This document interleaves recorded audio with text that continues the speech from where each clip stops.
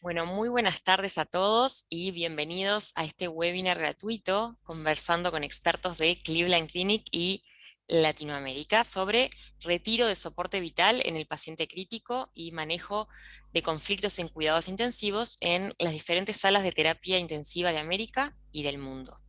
Vamos a aprovechar esta oportunidad para hacer una sesión abierta de preguntas y respuestas como antesala para el curso Cuidados de Final de la Vida en Terapia Intensiva, Desafíos y Oportunidades, que va a comenzar el próximo 6 de octubre.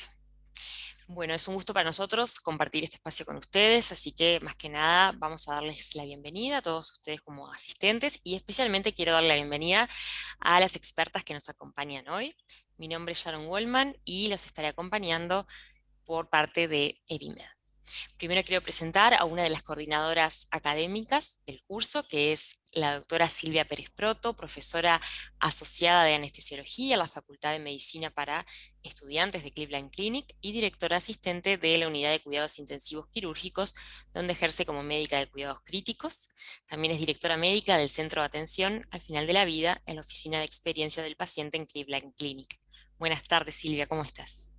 Buenas tardes y gracias por organizar este evento. Estoy muy contenta de encontrarme con gente de Latinoamérica. Yo soy originalmente de Uruguay y practiqué en Uruguay muchos años antes de emigrar a Estados Unidos, así que me encanta conectarme en español con mis colegas. Muchas gracias, Silvia. Bien, ahora aprovecho a presentar a otra de las expertas que está con nosotras, que es la licenciada Analía Occhiusi, va a ser tutora en nuestro curso y es directora del Comité de Bioética de la Sociedad Argentina de Terapia Intensiva, miembro en el Comité de Bioética del Hospital General de Agudos, Donación Francisco Santoyani. Tiene una maestría en bioética en la Facultad Latinoamericana de Ciencias Sociales y es docente universitaria en bioética. También directora en el Comité de Bioética de la región Quinta de la provincia de Buenos Aires, en Argentina. Bienvenida, Analía, ¿cómo estás? Bueno, muchas gracias Sharon, bienvenidos a todos y a todos. Es un placer compartir este espacio con ustedes y un honor realmente poder formar parte de este lugar de intercambio y esperemos entre todos podamos pensar estos temas, por lo menos dejar sobre la mesa alguna que otra cuestión planteada para seguir masticando durante los días que sigan y en nuestras propias terapias. Bueno, muchísimas gracias, Analía. Bien, bueno, como les decía, es una sesión justamente de preguntas y respuestas. Así que lo que vamos a invitarlos a todos es a que empiecen a escribir sus preguntas en la sección destinada específicamente para preguntas y respuestas, que la tienen en la sección del menú, en la parte de abajo. Bien, y las pueden ir escribiendo y así todos podemos estar, bueno, sabiendo qué es lo que quieren para qué están previendo para este curso. Pero para empezar, hay algo que nos gustaría saber y que un poco ya lo hemos conversado, que es, bueno, ¿cuáles han sido sus mayores desafíos? ¿No? Ya que esto es un poco lo que vamos a estar trabajando en el curso.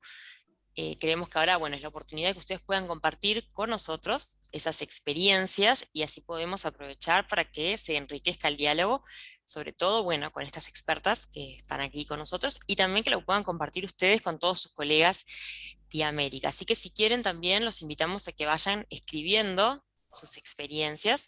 Pero bueno, voy a empezar con una de las preguntas que ya tenemos, que nosotros los invitamos a realizar de antemano cuando ustedes se fueron registrando. Bien. Em, y la siguiente es, ¿cuáles son las implicaciones éticas en el manejo de conflictos y retiro de soporte vital? Bueno, si te parece, arranco yo. Me parece que es importante que podamos entender que el retiro de soporte vital forma parte de una conducta y una línea de tratamiento, digamos. Muchas veces lo que pasa en sociedades como las nuestras, en donde tenemos como tan instaurada una concepción legal o cultural y además de la muerte como tabú, de la muerte como fracaso en medicina y demás, muchas veces lo que acontece es que se prolongan los tratamientos indefinidamente sin permitir la muerte del paciente o lo más cercano a una muerte natural.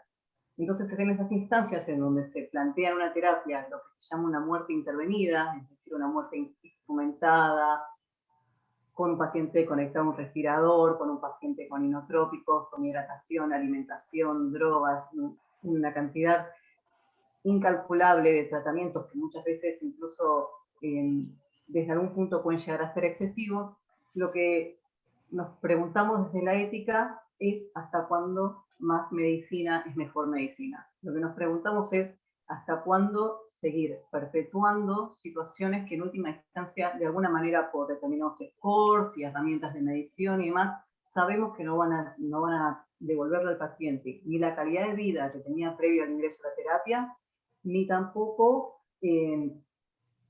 la vida, porque nosotros de alguna manera, por determinadas situaciones clínicas que evaluamos a diario, hay ciertas situaciones que nos hacen pensar que hay determinados grupos específicos de pacientes que es probable que no puedan o salir del respirador o por enfermedades que constituyen la terminalidad y el motivo de ingreso del paciente a la terapia.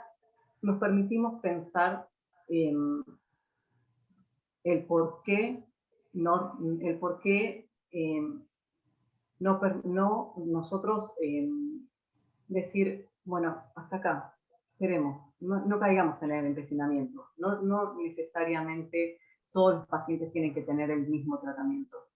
Permitámonos humanizar e individualizar las terapéuticas y las opciones de lo que se plantea desde la terapia. En esa instancia es donde nos genera un dilema, y eso es lo que tratamos de resolver desde la ética. Yo quisiera agregar de que cuando nosotros sabemos los objetivos o las metas de tratamiento del paciente, podemos darle al paciente el tratamiento que que es digno para ese paciente. Entonces, muchas veces cuando es un paciente que ha expresado que quiere que nosotros sigamos todas las posibilidades de tratamiento para poder salvarse y pasar a vivir fuera del CTI con su calidad de vida independientemente de cómo fuera. Eso es un objetivo para nosotros como equipo para honrar. Entonces, lo más importante es mantener la humanización con o sin el soporte vital. Y después que cuando nosotros empezamos a ver que el pronóstico del paciente es cada vez peor y que probablemente no va a sobrevivir la terapia intensiva. Y entonces ahí es muy importante la comunicación amplia. Desde el primer día de estar admitido en el CTI, por supuesto. Pero es importante que nosotros seamos claros, y yo siempre digo, ser honestos con empatía, ¿verdad? Porque nosotros tenemos que ser honestos para que la familia elija por el paciente. En ese momento, en general, el paciente no puede hablarnos, no nos puede decir lo que quiere. A veces está con sedación y nosotros podemos bajar la sedación, tratar de que nos diga algo con señas, con escribir. Tenemos que estar seguros que no tenga delirio para comunicarse con nosotros. Entonces es muy difícil poderse comunicar con el paciente en esas situaciones. En general lo hacemos con la familia. Entonces es importante tener claro el objetivo y después tener expectativas claras. Eso es otra cosa importante porque nosotros podemos decir, vamos a darle 2 días más de tratamiento y vemos si responde. O sea, hacer pequeños tratamientos con un día de finalización para volver a evaluar la situación, y eso da tiempo a la familia a prepararse. Y entonces ahí una de las cosas como clínica a mí me gusta usar es el mejor escenario y el peor escenario. Entonces nosotros podemos mantener la esperanza, pero a la vez tenemos expectativas claras y realistas. Entonces eso, la familia se va preparando y tú lo vas modificando día a día con tus informes para que en el momento que realmente ya no hay más situación, no hay posibilidad, tratar de hablar de que la muerte es un hecho natural. Entonces, tratar de, en medicina intensiva, darle la oportunidad al paciente a morir rodeado de su familia, haciendo todo lo posible para que sea humano y digno en ese momento. Me parece ahí, Silvia, que dijiste algo fundamental que tiene que ver con el objetivo de tratamiento, ¿no? Hay una cuestión que tiene que ver y va de la mano con la comunicación, que en realidad en algún momento llega a esa instancia en donde de alguna manera nosotros nos tenemos que permitir pensarlo y darle palabras, ponerlo con palabras desde el lenguaje, darle una entidad para así poder comunicarlo con los familiares, porque si no queda todo en el terreno de los grises. Entonces cuando nosotros entendemos que a partir de este punto el objetivo es la transición de la cura al confort, ahí en ese punto, bueno, ok, podemos unificar criterios, podemos consensuar con la familia, podemos entender que hay otras instancias que no necesariamente tienen que ver con el soporte vital, y también ser lo suficientemente humildes como para poder aceptar que muchas veces el control de los síntomas, el tratamiento del dolor, eso también constituye un tratamiento, y un súper tratamiento que muchas veces desde la terapia intensiva, medio que la cuestión de cuidado paliativo está como, por lo menos desde nuestra idiosincrasia en Latinoamérica, como un poquito rezagada, ¿no? Pero me parece que también es ponderar un poco que el controlar los síntomas, el unificar el tratamiento del paciente y entender que no todos necesariamente tienen que terminar ventilados, bueno, eso me parece que es una manera de nosotros también poner los pantalones largos, como se dice acá, con respecto a los tratamientos propios e individuales de cada paciente. Bueno, muchísimas gracias a ambas por la respuesta. Tenemos ya un montón de preguntas, les voy comenzando a hacer alguna. Nos dice acá Javier Andrade, bueno, buenas tardes. ¿Cuál es para ustedes la principal causa de estenosis traqueal post-intubación, misma que se ha incrementado en pacientes post-COVID? Gracias. La causa de estenosis. La principal causa de estenosis traqueal post-intubación, nos pregunta. Yo te voy a decir una cosa, no he visto, nosotros hacemos traqueostomías tempranas al quinto, séptimo día de tratamiento, si vemos que no hay mejoría y que los objetivos de tratamiento siguen siendo estar en ventilación mecánica, nosotros empezamos a hablar de la traqueostomía muy tempranamente. Y lo otro que hacemos es obviamente medir la presión del ya no me acuerdo cómo se llama, del tubo, del balón, para estar seguros que no hay isquemia de la tráquea. Nosotros, la verdad que yo no he visto obstrucción luego de COVID en long term, no he visto eso, pero y no sé si esto es un tema que es relacionado a retiro del soporte vital. No tengo experiencia porque no lo he visto, pero nosotros, ya le digo, nosotros somos bastantes... rápidamente hablamos de traqueostomía y preferimos hacer traqueostomía. Yo estoy en una unidad de trasplante hepático y pacientes que están muy debilitados, ya tenemos como marcadores de que el paciente es lo más probable no vaya a destetar bien del ventilador, y entonces hacemos la traqueostomía temprana y eso creo que previene la obstrucción respiratoria luego. Perfecto, muchas gracias Silvia. Ahora acá nos pregunta Daniel Pacheco, dice, bueno, ¿qué suele ser más complejo? ¿El retiro o el no iniciar una terapia de soporte vital? Que creo que esta es una pregunta que es bastante clave, ¿no? Me encanta esa pregunta y ahora vamos a poder explayarnos en las diferencias de cómo nos sentimos como médicos y los bioéticos que tienen otra forma de verlo, y en general, no sé, Analía, ¿qué pensás de eso? Para mí, como un doctor, como una doctora, es más fácil no iniciar un tratamiento que retirarlo. Obviamente, si estamos en objetivos de sobrevivir y de que el paciente se recupere, vamos a usar todo y después vamos a tener que hacerlo, el retiro de una forma organizada, nosotros hicimos una lista de verificación para tener en cuenta todos los detalles y lo tomamos como un procedimiento para estar tranquilos de que lo vamos a hacer de forma segura, con calidad y de forma humana, manteniendo la dignidad del paciente. Pero me encantaría, Analía, que tú discutieras esto, porque en general la gente de bioética piensa que es diferente a lo que nosotros en general sentimos como médicos.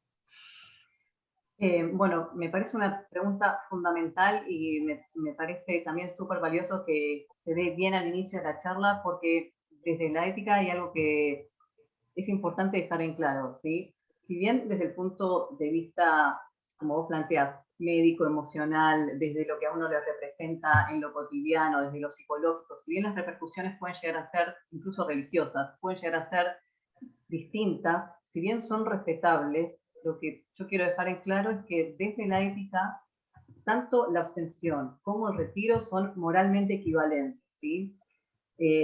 Las dos decisiones se basan en lo que nosotros consideramos, se denomina el juicio de proporcionalidad, o sea, lo que doy en base a lo que corresponde dar, y el concepto de futilidad, ¿sí? ¿Qué tan indicado es en tal paciente determinado tratamiento, ¿sí? Esto es en pos del beneficio del paciente, y de hecho a mí siempre me gusta plantearlo en términos de que resulta más lógico considerar que cada vez que se intenta iniciar un tratamiento, uno debería estar preparado para suspenderlo, como muchas veces se hace, si no se logra el objetivo.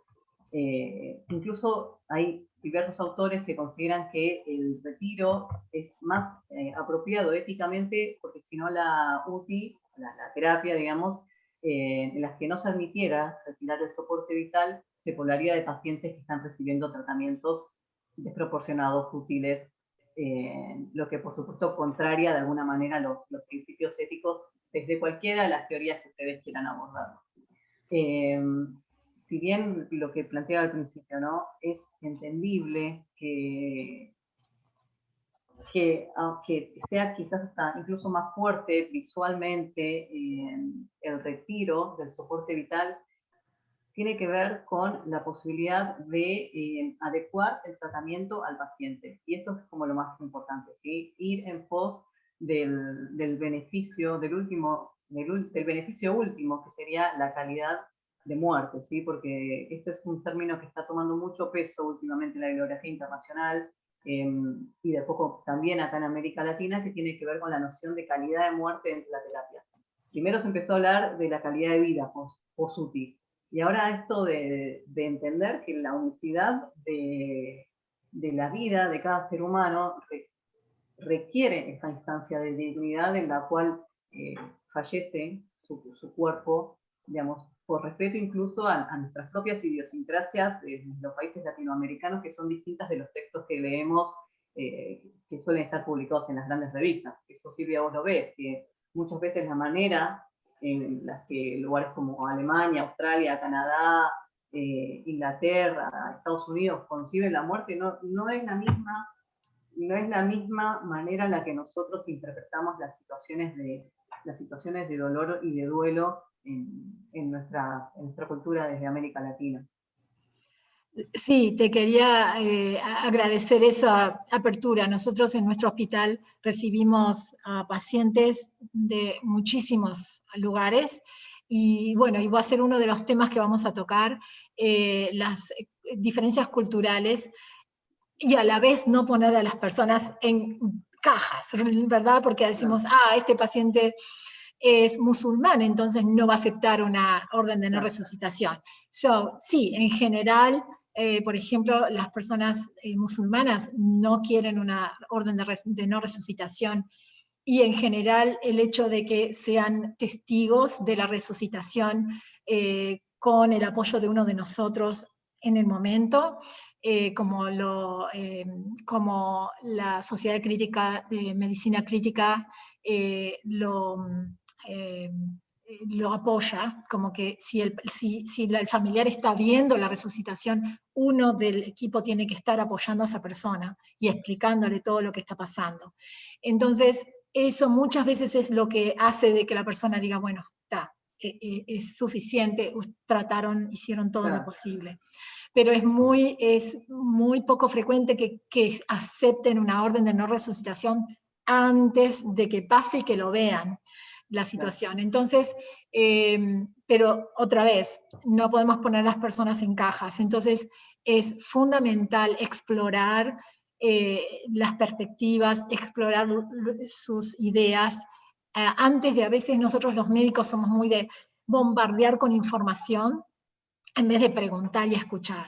Entonces, eso es una cosa que hemos estado cambiando a lo largo de los años en la educación médica, pero uno tiene esas reminiscencias de cuando la educación médica al principio era muy paternalista, uno le decía al paciente y después, obviamente, como no explorás si el paciente puede hacer esto, si va a comprar la medicación o no, la mitad o más no van a llevar a cabo las recomendaciones, porque seguramente uno como médico, diciendo lo que tiene que hacer el paciente, no exploró y no se dio cuenta de las barreras de ese paciente para llevar a cabo el tratamiento. Entonces, es muy importante, y especialmente en medicina intensiva, explorar ideas, explorar perspectivas, explorar miedos, que hasta a veces ganancias financieras que hay detrás y que están, digamos, manchando o haciendo que las decisiones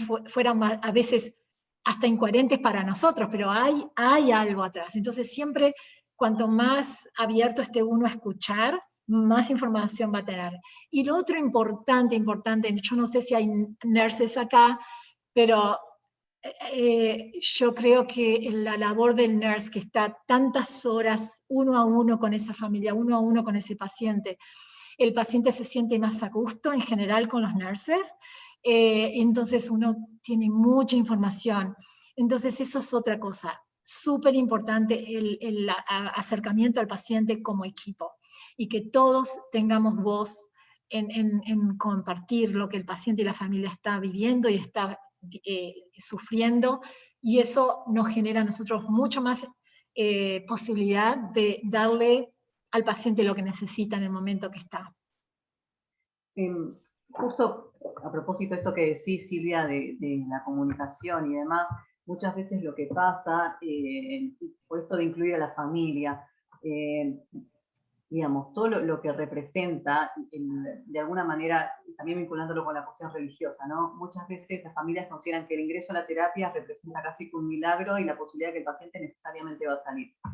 Entonces, en esa instancia en donde nosotros mismos, desde el lenguaje, capaz no tenemos suficientes herramientas como para caminar entre el límite, entre la esperanza y lo que probablemente acontezca, me parece que ahí es importante que no solo que podamos ver con la familia, digamos, la realidad de la situación, sino también plantear las posibilidades del después, porque así como vos decís que de esta manera, si la propia familia ve el momento de la resucitación y el procedimiento y demás, a nosotros por consultas que llegan al comité y demás, nos ha tocado de personas que dijeron, bueno, sí, pero este no es mi hijo, cuando salió un paciente, por ejemplo, con un TEC grave y que seguía siendo su cuerpo, pero que de alguna manera su propia madre no concebía que esa persona o ese cuerpo que yacía en la cama era el mismo hijo que ella había visto la semana anterior, digamos.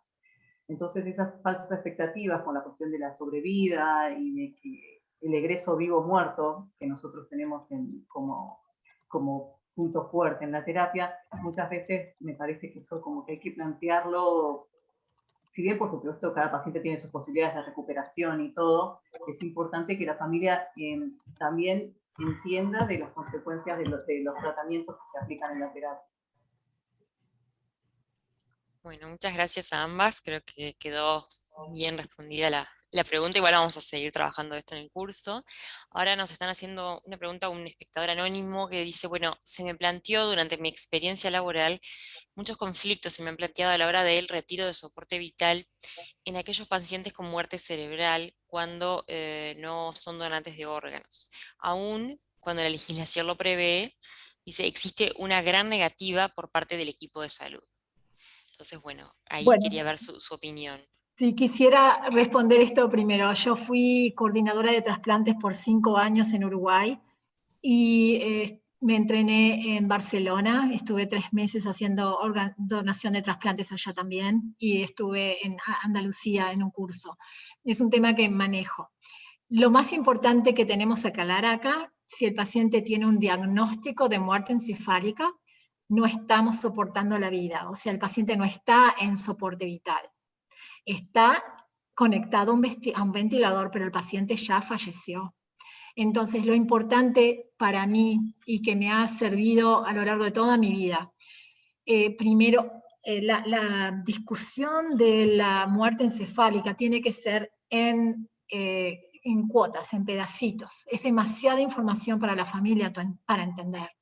Entonces, y hay una descripción de las mejores prácticas para discutir la muerte cerebral, que lo habla en 6 pasos. Entonces, primero el mal pronóstico, y das tiempo a que la familia lo entienda. Luego, la decisión de hacer el test para saber si el paciente murió. Entonces ahí tú ya estás empleando la palabra muerte. Entonces, si vas a hacer una tomografía con contraste, o si vas a hacer un Doppler, o si vas a hacer el test de apnea, le explicas a la familia qué es lo que vas a hacer y lo que encontrás si el paciente está vivo y lo que encontrás si el paciente está muerto.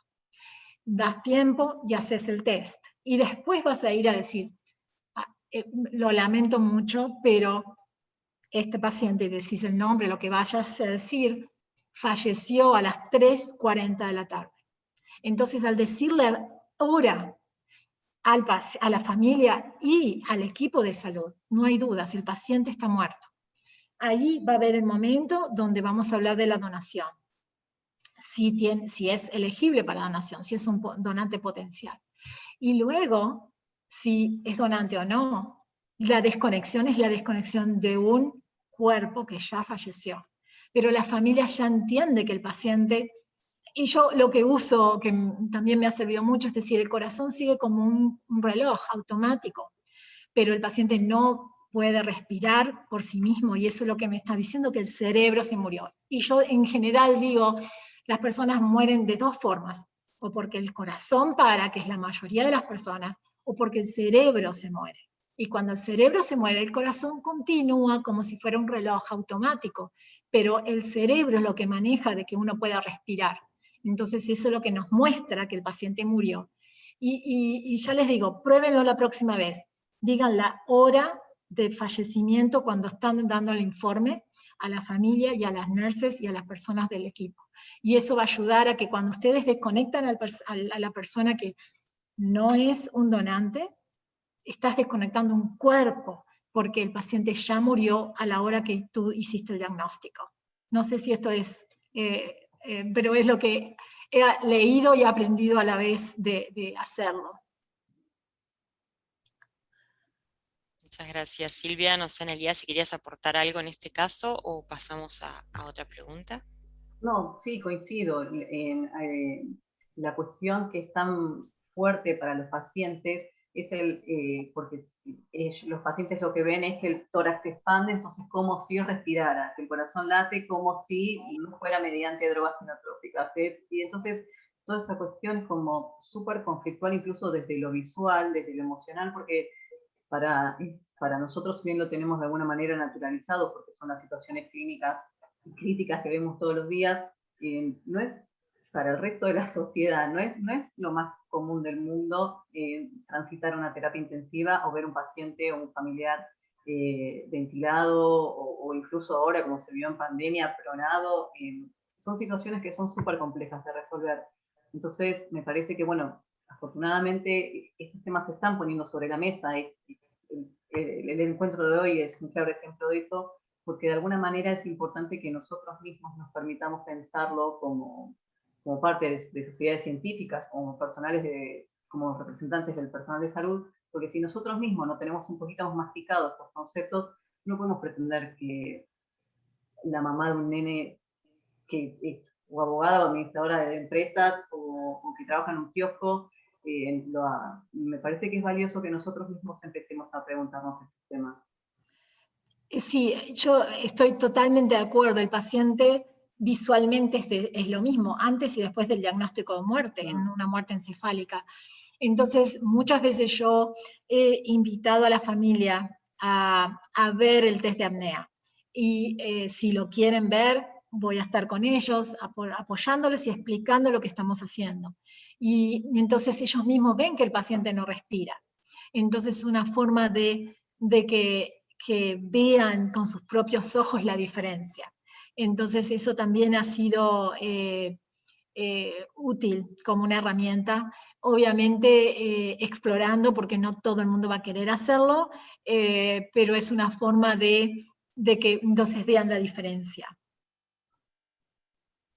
Muchas gracias a ambas por esta respuesta. Y ahora pasamos a otra que nos están haciendo, bien, que dice lo siguiente.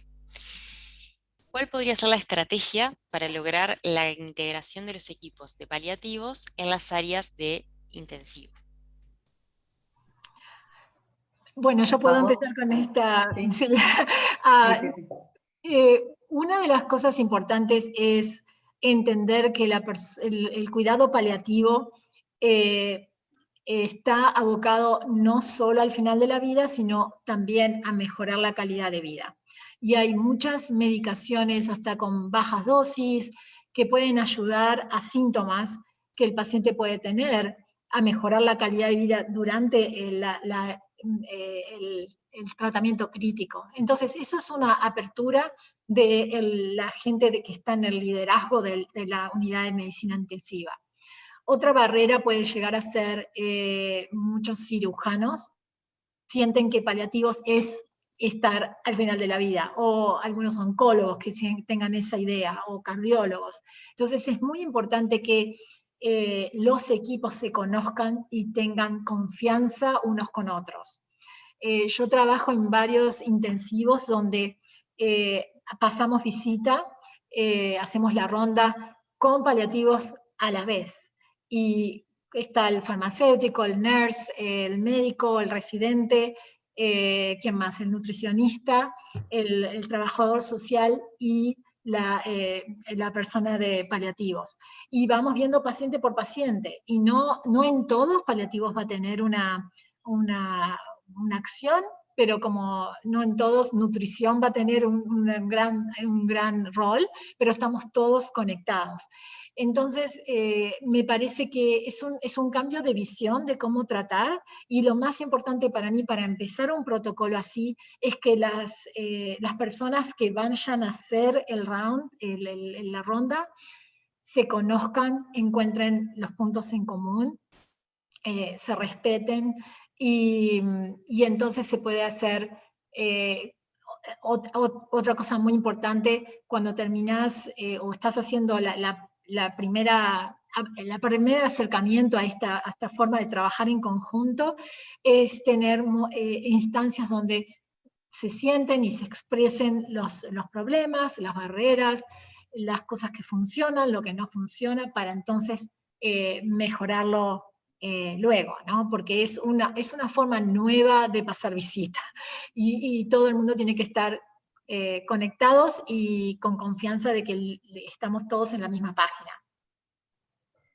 A mí me parece que es fundamental que nosotros desde la terapia intensiva, los intensivistas, las intensivistas, podamos abrir un poco el juego, como dice Silvia, a otros profesionales de la salud que tienen otro entrenamiento, que tienen otro timing, que tienen otra manera de vincularse con el lenguaje. Incluso dentro de los cuidados paliativos hay, bueno, trabajadores sociales, están la psicóloga, hay otra gente que no piensa tan linealmente como muchas veces nosotros lo hacemos.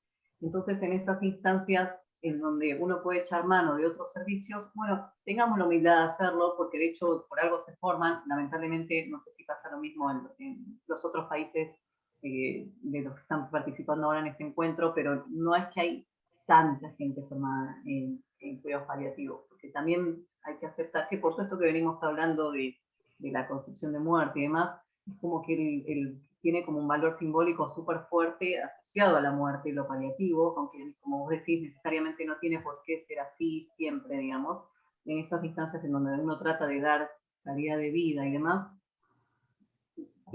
resignificar lo que significa el paliativismo también de alguna manera para poder incluirlo en la terapia y en el tratamiento de los pacientes. Entonces, eso me parece que también tiene que ver mucho desde nuestro propio lado en la formación, que capaz no teníamos esta perspectiva cuando nosotros estábamos en nuestra formación de grado, pero sí como para abrir el juego al resto y a nuestros propios colegas de que esta es una posibilidad real y que de hecho es algo que nos haría súper bien porque nos desligaría de un montón de responsabilidades que muchas veces nos exceden a los que estamos en terapia. Bueno, muchas gracias a ambas por la respuesta. Vamos a pasar a otra pregunta también. Ahora nos están consultando, bueno, dice que nos escribe Magdalena Rodríguez desde Uruguay y nos pregunta, ¿la conocés, Silvia? Bueno, aprovechamos entonces también a saludarse y nos pregunta, bueno, ¿la decisión de retirar el soporte vital es del equipo médico? Buenísima tu pregunta, Magdalena. Un gusto que estemos en este momento juntas. Yo creo que la decisión tiene que ser compartida y eso es lo ideal. Creo que y después, dependiendo de en dónde estás practicando, incluso dentro de Estados Unidos, dependiendo del estado de Estados Unidos, hay estados que el equipo de salud puede decir, esto es lo que voy a hacer y esto no lo voy a hacer, porque creo que por ejemplo, resucitación no está indicada y la resucitación es un tratamiento. Por ejemplo, en Ohio, donde yo practico, nuestra ley apoya a que dos intensivistas decidamos si nosotros sentimos que el paciente, nosotros pensamos que el paciente es terminal, que no va a sobrevivir y que la resucitación no va a lograr los objetivos terapéuticos y no es el estándar de tratamiento, nosotros podemos decir, dos médicos tienen que documentar eso y podemos poner una orden de no resucitación unilateral, de forma solo del equipo médico. Por ejemplo, la Cleveland Clinic tiene un hospital en Florida, y cuando nosotros hacemos en Florida tenemos que tener la licencia y todo eso. La ley en Florida no nos permite eso. Entonces tenemos que hacer la resucitación y todo, o sea, depende de la ley y de la ley depende de el concepto bioético de ese gobierno, digamos. Yo me siento muy cómoda trabajando en Ohio porque creo que el hacer resucitación en un paciente donde va a ser fútil es es como dañar el cuerpo, ¿no?, del paciente sin efecto y prevenir una muerte natural, como que vos no estás ayudando al paciente a morir de forma natural. Por ejemplo, nosotros tuvimos un caso donde el paciente tenía un abdomen abierto y era terminal, y este paciente tenía un guardian, una persona que el paciente era incompetente y tenía una persona de la corte, un tutor, gracias. Entonces, en ese caso, el tutor decía, no, todo, hay que hacer todo. Entonces lo trajimos al tutor y le mostramos lo que era. Dijimos, este paciente es terminal, se va a morir, y si hay que hacerle compresiones del tórax, vamos a dañar mucho más, y le mostramos todo. En realidad lo hizo la nurse, y yo estaba al lado de la nurse apoyándola a ella, y el tutor terminó aceptando la orden de no resucitación. Nosotros hacemos lo máximo para que lo hagamos en conjunto, pero en general, en general lo hacemos juntos. Las veces que yo hice la unilateral, que la hice 2 veces en mi vida, tuve la familia no dijo que no, en vez de decir que la no resucitación no se opuso a nuestra, yo creo que era demasiado peso para ese padre para decir que no resucitaran a su hija. Y te voy a compartir que lo hablé con mi esposo, que tú sabes que no es médico, y él me dijo, yo nunca podría decir que no resucitaran a mi hija, aunque me estén diciendo que es terminal. Entonces, eso es lo que te quiero mostrar, que muchas veces nuestra visión como médicos, y por ver el sufrimiento, evitar el sufrimiento, nosotros tenemos esas ideas tan claras, pero las familias, las personas que no son médicos, que no ven este tipo de situaciones, lo ven diferente. Entonces, eso es una de las cosas que quería compartir. Lo otro, que por ejemplo en nuestro hospital, nosotros podemos no agregar tratamientos de forma unilateral, pero no podemos sacar tratamientos de forma unilateral. Y eso es basado en riesgo legal, es no basado en los conceptos bioéticos, es para manejar el riesgo, pero eso es un poco lo que nosotros hacemos. Y cuando es unilateral, siempre llamamos al bioeticista que va a trabajar con nosotros, y si es unilateral, lo vamos a hacer dos intensivistas, y si no hay subrogantes del paciente, va a haber también un bioeticista. No sé si contesté la pregunta.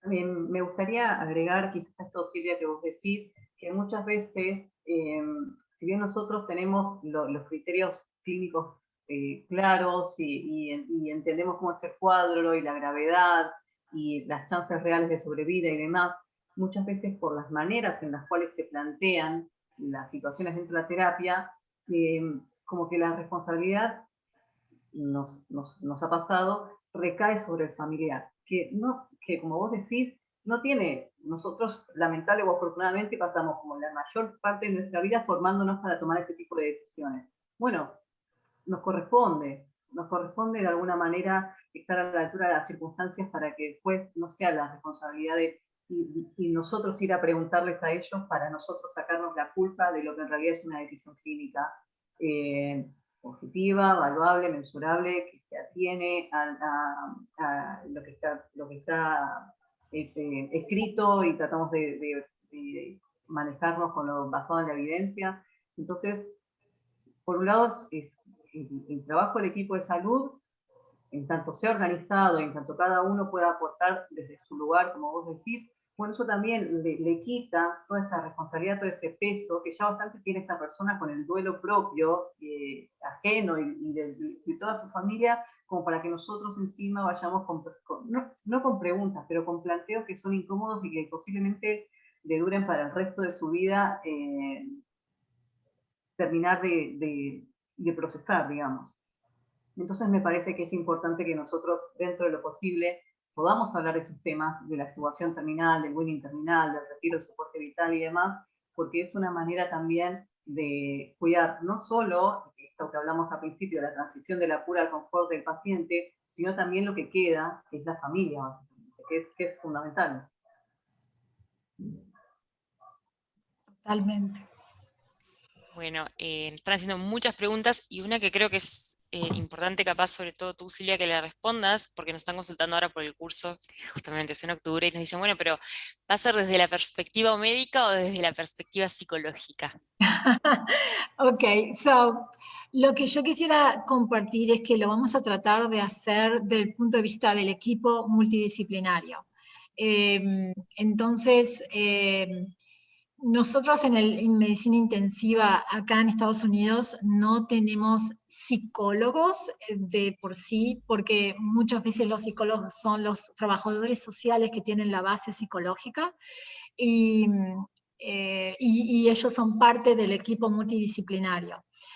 No sé a qué se refieren con la perspectiva psicológica, pero nosotros queremos ser inclusivos de el rol del médico, el rol del nurse, el rol de enfermería, el rol de trabajador social, con todo lo que es de las voluntarias anticipadas, que vi que había una pregunta por ahí. Yo creo que son importantes porque es la forma de que una persona puede decir lo que quiere, pero más allá del documento, lo más importante es tener la conversación. Así que nosotros vamos a tratar de también tener la perspectiva de un paciente. Al principio yo tuve el honor de hablar con la hermana de una paciente que falleció en medicina intensiva, para escuchar la perspectiva de un paciente. También un farmacólogo clínico de medicina intensiva, paliativos, bioeticistas. La idea es que tengamos una perspectiva multidisciplinaria, que es como deberíamos trabajar todo el tiempo, ¿verdad? Perfecto, Silvia, creo que quedó claro y es un poco exacto por donde vamos a estar abordando en el curso, y por eso los invitamos a todos a inscribirse. No es una mirada única, porque justamente la temática requiere que, como venimos diciendo, como lo viene diciendo Silvia, como lo viene diciendo Analía, requiere que abramos un poco más el campo y que trabajemos en equipo para darle el mejor cuidado a los pacientes, que son los que realmente necesitan de nosotros. Bien, pasamos, bueno, ahora a otra pregunta. Nos consultan: ¿cómo hablamos del duelo? Dice, el duelo está siempre en distintos niveles o etapas, aunque el paciente viva, ¿verdad? ¿Cómo acompañamos? ¿Vas vos, Silvia? O... Analía. Bueno, me parece, vamos a, si bien no es el tema puntual del retiro de soporte vital, me parece importante decir algo con respecto al duelo, que es permitirlo primeramente, porque en realidad muchas veces cuando nosotros se da como las dos caras de una misma moneda. Por un lado, como que la muerte como tabú, y por otro lado, también pretendemos que la familia haga un duelo o que acepte la situación y demás. O sea, pretendemos que se resuelva en días o semanas lo que estuvimos toda una vida negando. Incluso si uno se pusiera a pensar sobre el duelo por una muerte de un familiar, muchas veces incluso ni siquiera hablamos de nuestra propia muerte. Si me pasa algo, y si me pasa algo, todos entendemos que es, bueno, si fallezco, no es que si muero, no, si me pasa algo, entonces si ni siquiera durante toda una vida nosotros pudimos y podemos acostumbrarnos a la idea de que vamos a fallecer, es muy difícil para un familiar, para un paciente incluso, saber que se encuentra cercano a ese momento.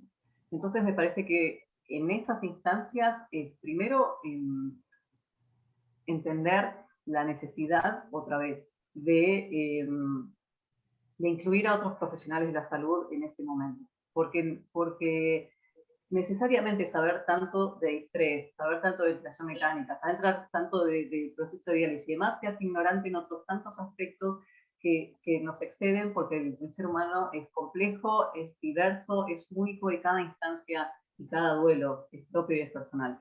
Entonces, me parece que lo primero que nos corresponde hacer desde ese momento es como, bueno, ok, no lloro, o sea, es, bueno, llorá y no llores, entrá y no entrés, si te va a hacer mal bien verlo, no entrés, pero después, bueno, todas esas cosas que de alguna manera también se potenciaron, me parece, con todo el tema del COVID y la pandemia, porque de alguna manera lo que fue, lo que hizo la pandemia desde mi punto de vista es desnudar situaciones problemáticas que ya existían desde antes, con la diferencia que se masificaron, porque de pronto estaban en los medios de comunicación, la gente sabía lo que era estar intubado, la gente sabía lo que era la gravedad de estar en una terapia intensiva.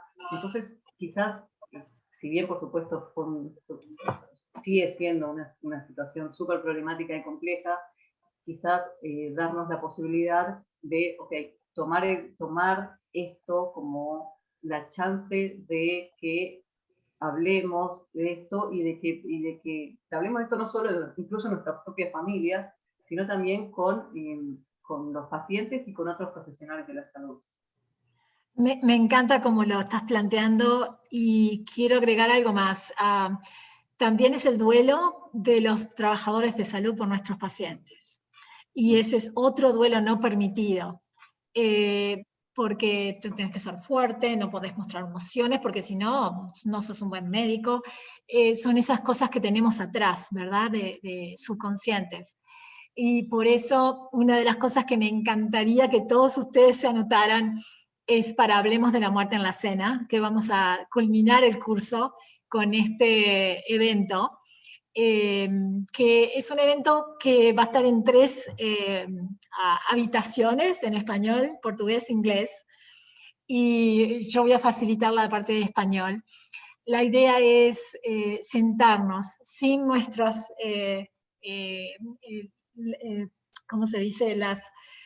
Nuestros atuendos que nos muestran el rol, ¿verdad? Sentarnos a la mesa y hablar de la muerte como personas, no como cirujano, como anestesiólogo, como nurse, como trabajador social, como personas. Y honremos a nuestros pacientes, que tuvimos capaz que 3, 4 días, pero súper intensos, o un paciente que estuvo 2, 3, 4 meses, hasta un año con nosotros, entrando y saliendo en medicina intensiva. Yo tengo fotos de pacientes todavía en mi celular, y que las miro y las recuerdo. Y eso sana. Entonces, una de las cosas que hay una autora que se llama Joan Castle, que es una nurse, hizo un trabajo entendiendo por qué el conflicto a veces aparecía en medicina intensiva, especialmente en las unidades quirúrgicas. Entonces ella habló con los cirujanos, habló con los nurses y habló con los médicos. Y entonces lo que encontró es que para el cirujano o la cirujana lo más importante es salvar al paciente, es preservar la vida. Para el intensivista es preservar al paciente de sufrir. Y para el nurse o la nurse, lo más importante es mantener esa historia, la historia del paciente viva. Entonces, más allá de que las visiones son contradictorias, porque moralmente estamos abocados a cosas diferentes, los 3 tenemos al paciente en el medio, de diferentes puntos de vista. Entonces, este evento que se inició, hablemos de la muerte en la cena, para familias, para grupos de amigos, para lo que hablabas vos, de hablar de la muerte como una cosa natural. Lo pasamos y hicimos una forma especial para los trabajadores de salud. Y bueno, y vamos a culminar el curso con esta oportunidad, que me encantaría que se unieran y ver qué les parece, porque la empezamos hace un año, y cuanto más personas, más vamos a entender más si sirve o no para curarnos de todas estas situaciones difíciles. Lo otro que hacemos en la Cleveland Clinic es cada paciente que fallece, alguien de cuidados espirituales viene y acompaña a la familia. Y cuidados espirituales manda cartas de pésame con información sobre grupos de apoyo para el duelo, para ese paciente particular. Si el paciente, por ejemplo, tenía un niño, lo conectamos con el soporte de niños que están viviendo un duelo. Si es un adolescente, lo mismo. O sea, los conectan con lugares que los ayudan a sobrevivir el duelo.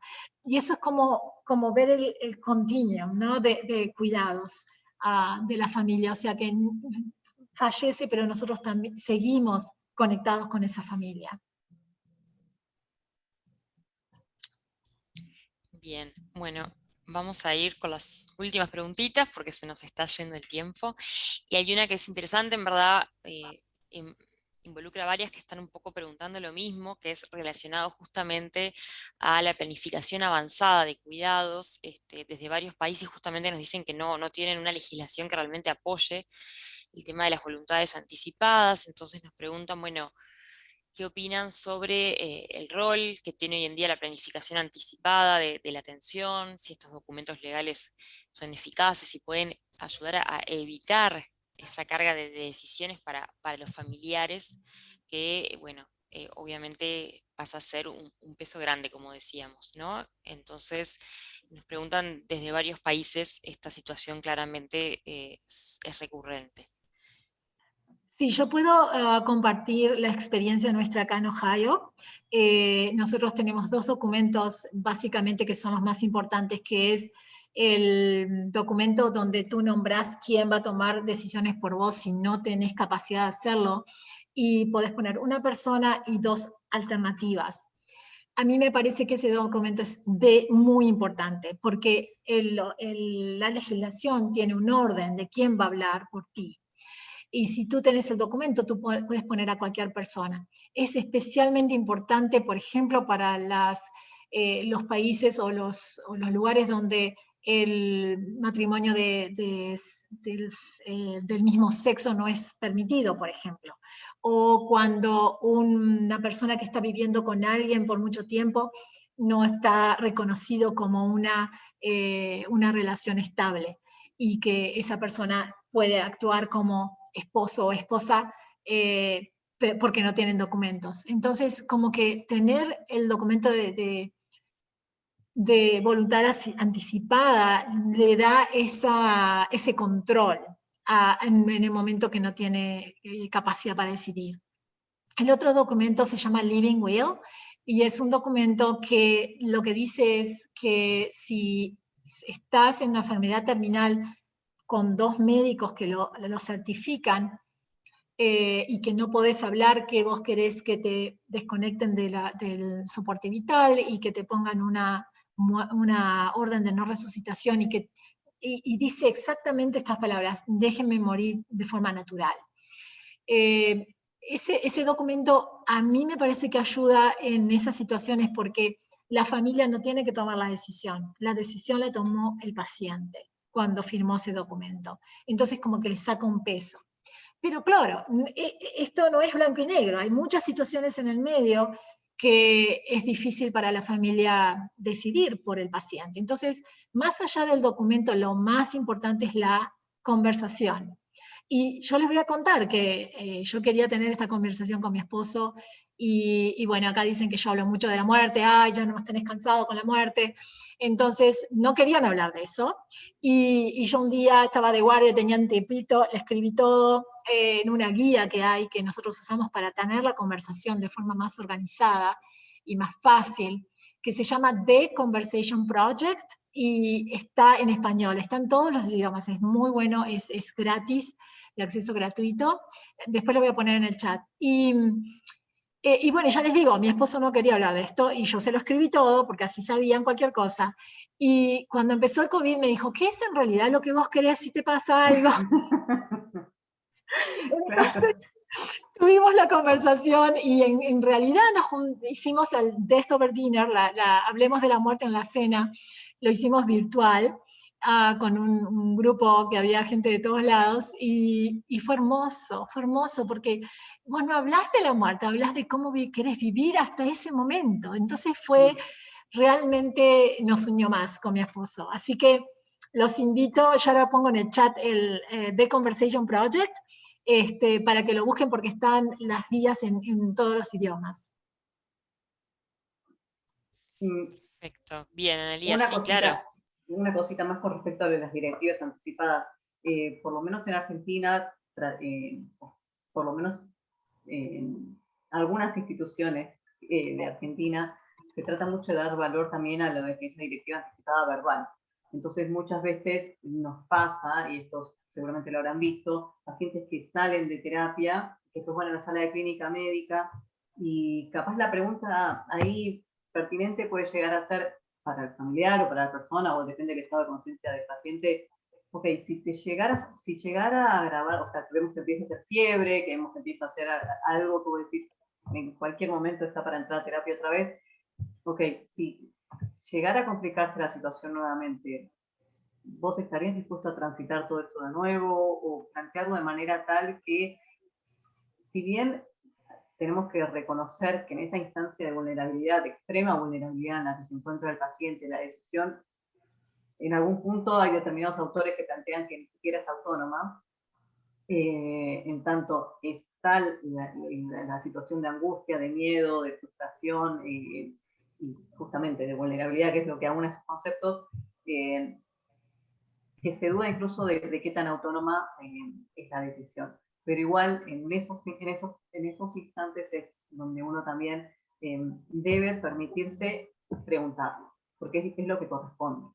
Es lo que corresponde. Y esto de las directivas anticipadas, lo que la evidencia muestra es que cada vez más se está haciendo. Si bien hay determinados países que tienen como por población, mayor cantidad de directivas anticipadas en sus legislaciones. Acá todavía es algo bastante verde, pero que está bastante verde, pero que de a poco yo creo que con el tema del COVID, como vos decías, Silvia, es algo de lo que se va a empezar a hablar de a poco, porque a lo que nos expuso el COVID, porque de pronto gente de tu propiedad, padres tuyos fallecieron. Entonces el ver la muerte tan de cerca, de alguna manera te obliga a pensar estas cosas, ¿no? Bueno, ya es la hora, pero les hago la última pregunta porque me parece que es como la ideal para cerrar y básicamente es, bueno, desde su experiencia, ¿cuáles son los conflictos más recurrentes con el paciente y su familia en el pasaje por cuidados intensivos? Analia, tú empezás. Para mí la situación más compleja es cuando el paciente ya entra en esa meseta en donde ya está, ya pasó, ya se lo ventiló, ya se hizo todo, entonces entra en esa maceta que es como un tobogán, ¿no? Entró en dificultad respiratoria, se lo ventiló, está intubado, ya pasarán tantos días, se traqueotomiza, y entonces empieza el paciente crítico crónico y todo lo que eso implica, incluso a nivel institucional, digo, con respecto al quirocama, los recursos, a la administración de los recursos escasos, como lo es una cama en terapia intensiva. Me parece que el mayor problema es cuando de pronto un paciente va indefectiblemente en un tobogán hacia la muerte y nosotros no hicimos nada para cambiar eso. Y ese me parece que es el punto más complejo, que de hecho es, según lo que muestra la evidencia, es algo que es una problemática internacional, que quizás ahí lo que nos demuestra es que en algún punto toda esta cascada de eventos no hubo nadie lo suficientemente lúcido, o nosotros mismos no fuimos lo suficientemente lúcidos como para decir, parar la pelota y bueno, ¿qué estamos haciendo con este paciente? ¿A dónde vamos? Pero creo que va de la mano de la posibilidad de recordar que esos pacientes son personas. Y esas personas son personas, punto. Entonces ya por ser personas y por sus derechos incluso internacionales, personalísimos y demás, se merecen una muerte digna. Gracias, Analia. Y ahora sí te dejamos, Silvia, a ti. Sí, yo creo que uno de los problemas mayores para el conflicto es la falta de comunicación efectiva. Entonces, eso genera muchos problemas que después se van a dar, porque si uno es claro en el pronóstico, es claro en entender, es de abierto para escuchar las perspectivas de la familia y lo que el paciente que hubiera querido, todo se resuelve más fácil. También los errores médicos, las situaciones que el sistema de salud hizo todo, pero la familia lo percibe como que no fue así. Entonces hay muchas cosas que influyen en el conflicto. Y después el conflicto adentro del equipo de salud es, creo que de todo lo que he leído, una de las cosas más importantes que yo entiendo es los diferentes objetivos de cada miembro del equipo. Entonces, otra vez, lo más importante es mantener la comunicación. Yo, por ejemplo, una de las cosas que hago cuando termino de discutir un paciente con mi equipo es abrir otra vez alguna pregunta, algo que no suena bien, algo que están pensando que no lo discutimos. Cuando los médicos somos abiertos a escuchar a todos los integrantes del equipo, eso disminuye los conflictos dentro de nuestro equipo. Y cuando somos abiertos a escuchar a las familias y entender la posición y entender el problema. Por ejemplo, yo tuve un caso donde el paciente estaba terminal, se estaba muriendo, estuvieron como 2 semanas así, y a mí me tocó ese día hablar con la familia, y entonces yo empecé a preguntar, ¿cuál es la barrera por qué él está sufriendo? ¿Cuál es la barrera que tú tenés para decir, está bien, vamos a dejarlo morir en paz. Y era de que ellos, en su cultura, necesitaban ponerle de vuelta tenían que estar 12 horas sin tocar el cuerpo. Y ese era el miedo de ellos, de que si nosotros desconectáramos, que lo íbamos a sacar del CTI. Y ese paciente había tenido una amputación, entonces ellos querían que volviéramos a traerle la pierna. Entonces, bueno, le explicamos que eso no era posible, pero que sí, que le dábamos las 12 horas que ellos necesitaban. Y ellos decidieron entonces dejar. Entonces, para mí, la forma más importante de prevenir los conflictos es la comunicación amplia, adentro del equipo y con la familia. Muchas gracias, acá están en el chat agradeciendo muchísimo, mandando saludos. Creo que hay mucha gente que conoce tanto a Analía como a Silvia, así que les están dejando les saludos a ambas y agradeciendo por este webinar. A todos les agradecemos nosotros por haber estado participando, por haber estado haciéndonos justamente preguntas y dándonos esta oportunidad de intercambiar y de interactuar a todos. Así que muchísimas gracias Silvia, muchísimas gracias Analía. Ahora les voy a dejar unos segunditos para que se despidan. Y a todos ustedes los invito a que justamente, bueno, si ya están inscritos al curso, nos vamos a ver pronto, y si no, a que se inscriban y así nos podemos ver en el foro de intercambio del curso, que empieza, como les decíamos, el 6 de octubre. Bien, y ahí vamos a poder terminar de hacer más preguntas, de sacarnos dudas, van a poder ver un montón de conferencias, de entrevistas, de actividades prácticas, y vamos a poder también justamente tener estos espacios porque van a haber más webinars también, así que vamos a tener un poquito de todo. Vamos a trabajar sobre varios temas de planificación avanzada de cuidados, habilidades de comunicación para la planificación anticipada de la atención, manejo de conflicto en cuidados intensivos, adecuación del esfuerzo terapéutico, retiro de soporte vital en el paciente crítico y mucho más. Así que bueno, muchísimas gracias. Dejo que se despidan. Analía, si quieres algunas palabritas. Bueno, solamente agradecerles a todos y a todos el interés. La posibilidad de hablar de estos temas ya para mí es súper valioso y me despido y agradeciéndoles tanto a Sharon, a Silvia y a todos ustedes la atención. Muchísimas gracias. Bueno, yo quiero agradecerles también. Analía, me encanta tu forma inclusiva de hablar. A mí, entre que tengo que pensar en hablar en español y todo eso que no estoy muy acostumbrada, perdonen si alguien se sintió mal, porque no estoy acostumbrada a esta nueva forma de hablar. Pero fue ya lo naturalicé, ya me sale así espontáneo. Sí, a mí no tengo que aprender. Pero quiero agradecerles a todos por la atención y bueno, un beso a todos los que eran de mi generación y los que me conocen de Uruguay, fue re lindo conectarnos y bueno, espero que nos encontremos en el curso y bueno, en los chats nos vamos a mantener conectados. Bueno, para todos, muy buenas tardes, gracias por conectarse y nos estaremos viendo. Buenas tardes. Chao. Chao.